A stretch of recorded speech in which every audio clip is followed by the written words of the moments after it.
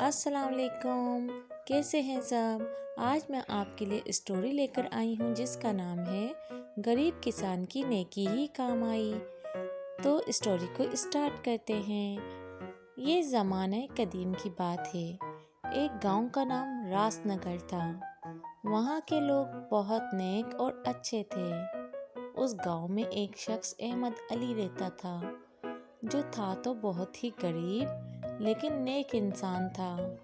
پیشے کے لحاظ سے وہ ایک کسان تھا اور گاؤں کے چودھری کی زمین پر کام کر کے اپنا اور گھر والوں کا پیٹ پالتا تھا۔ چودھری بہت ہی ظالم اور مغرور تھا۔ وہ دوسروں سے برا سلوک رکھتا اور لوگوں کی دل آزاری کرتا۔ احمد کی ایک ہی بیٹی تھی جس کا نام نوری تھا۔ وہ 8ویں جماعت کی طالبہ تھی۔ احمد علی کی خواہش تھی کہ اس کی بیٹی اعلیٰ تعلیم حاصل کرے۔ ایک دفعہ وہاں ایک فقیر آیا اور چودھری کے گھر کو دیکھ کر رک گیا اور نوکر سے پانی مانگا۔ اسی اثنا میں چودھری نے فقیر کی آواز سنی تو وہ غصے سے بولا، دفع ہو جاؤ، اور اس کی بہت بے عزتی کی۔ فقیر بہت ہی پیاسا تھا۔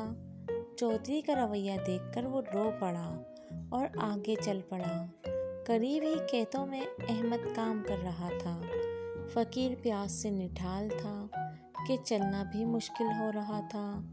احمد فقیر کی یہ حالت دیکھ کر دوڑتا ہوا فقیر کے پاس آیا اور قریبی درخت کی چھاؤں تلے بٹھایا۔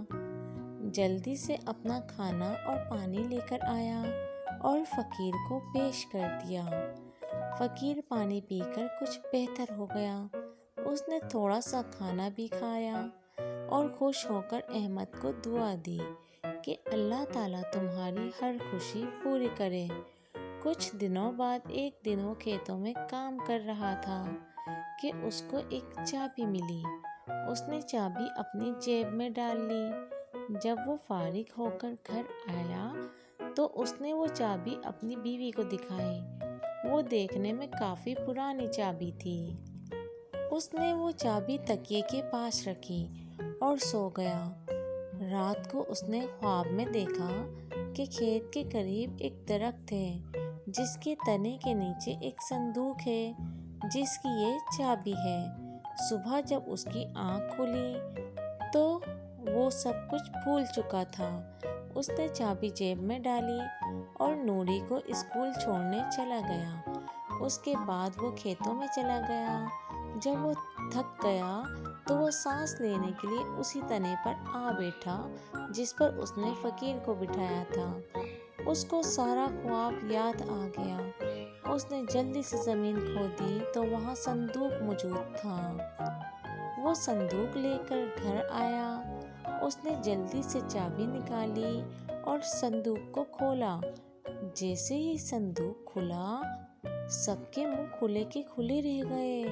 سب حیران تھے، اور کیوں نہ ہوتے۔ صندوق قدیم زیورات اور سونے کے سکوں سے بھرا ہوا تھا۔